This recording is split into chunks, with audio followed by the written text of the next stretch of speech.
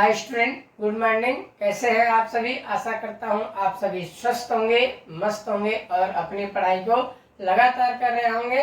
चलिए बच्चों, आज की कक्षा में कक्षा 9वीं की प्रश्नावली 2.2 लास्ट क्वेश्चन चौथा नंबर जो दिया है उसमें हमें शून्य ज्ञात करना है।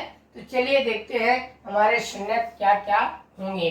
तो निम्नलिखित स्थितियों में प्रत्येक स्थिति में बहुपद का शून्य ज्ञात कीजिए।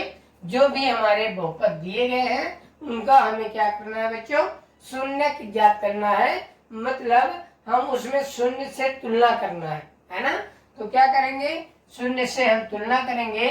तो जो भी बहुपद हमारा दिया रहेगा बच्चों, कुछ भी बहुपद आपको दिया रहेगा उसके बराबर में आपको 0 लिखना है।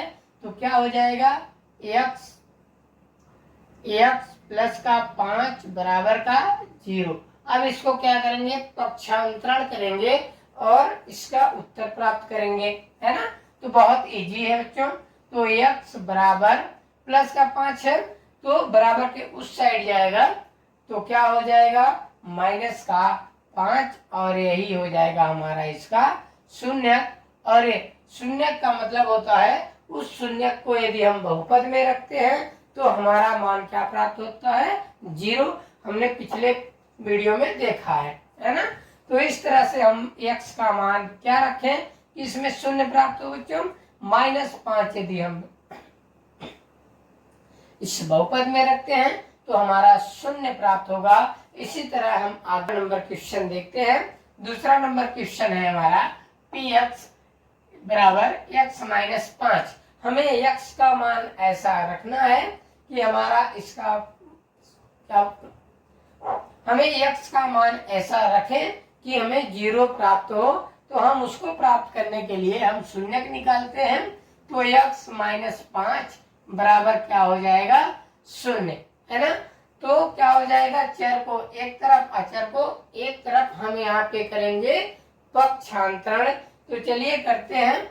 x और बराबर ये प्लस, तो x बराबर माइनस का 5 है बच्चों, बराबर के उस साइड जाएगा और क्या हो जाएगा? प्लस का 5। और नॉर्मल संख्याओं में हम प्लस का 5 नहीं लिखते हैं, हम मान लेते हैं कि यह क्या है? एक 5 है और प्लस का ही है ना। तो इस तरह से हमने इस 5x का मान निकाला और इस x के मान को हम बहुपद में रखेंगे तो हमारा मान कितना होगा?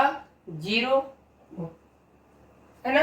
अब चलते हैं हम तीसरे प्रश्न की ओर। तीसरा नंबर है हमारा px बराबर 2x + 5। हम x का मान क्या रख दें कि हमारा ये पूरा बहुपद 0 हो जाए। आपको अब क्लियर समझ में आ चुका होगा शून्य क्या होता है, क्या काम करता है ना।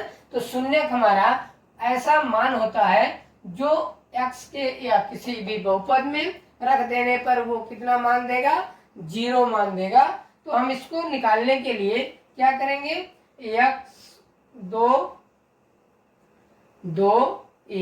प्लस का 5 और बराबर 0। हम x का मान क्या रखें बच्चों कि हमारा उत्तर क्या हो जाए? 0, है ना। तो इसको निकालने के लिए हम क्या करेंगे? पक्षांतरण करेंगे।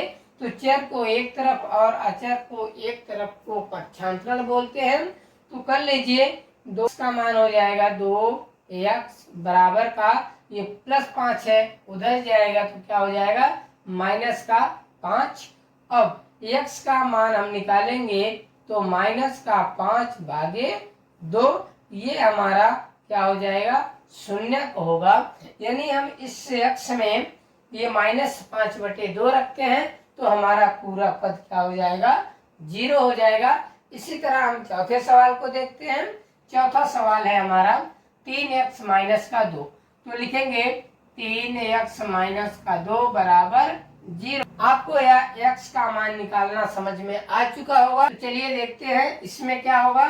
3x बराबर का ये माइनस का 2 था बच्चों, उधर जाएगा तो क्या हो जाएगा?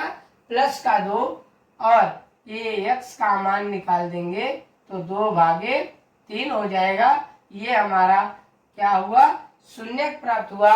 यानी इस x के मान को इस बहुपद में रखेंगे तो हमारा मान 0 होगा, है ना। तो चलिए हम और बात करते हैं। चलिए हम इसी तरह पांचवें नंबर को हल करते हैं। पांचवा नंबर है हमारा px बराबर 3x। हम x का मान ऐसा क्या रखें कि हमारा बहुपद पूरा 0 हो जाए। तो इसमें करेंगे बच्चों 3x बराबर 0, यानी x का मान हम क्या रखें कि हमारा पूरा पद 0 हो जाए। तो इसको पक्षांतरण करेंगे, x बराबर 0 भागे 3, है ना। तो इसका मान क्या हो जाएगा, x बराबर 0 में 3 का भाग देंगे तो कितना हो जाएगा 0। यदि हम इस x का मान बहुपद में x का मान 0 रखेंगे तो हमारा ये पूरा पद 0 हो जाएगा, अतः इसका शून्य क्या हो जाएगा 0। ठीक है। इसी प्रकार हम एक और संख्या देखते हैं। छठवां नंबर प्रश्न है।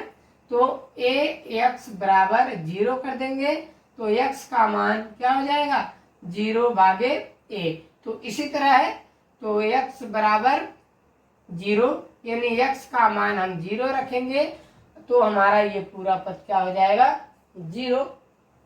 कंडीशन दिया हुआ है a बराबर 0 नहीं रखना है, तो a बराबर हम 0 नहीं भी रखेंगे, x का मान हम 0 रख देंगे तो भी हमारा ये पूरा 0 हो जाएगा।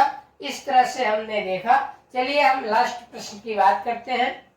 7वां नंबर है हमारा px बराबर cx प्लस d, और c का मान क्या नहीं होना चाहिए 0, और c और d क्या होना चाहिए बच्चों वास्तविक संख्या, मतलब वो अपरिमेय भी हो सकता है और अपरिमेय भी हो सकता है।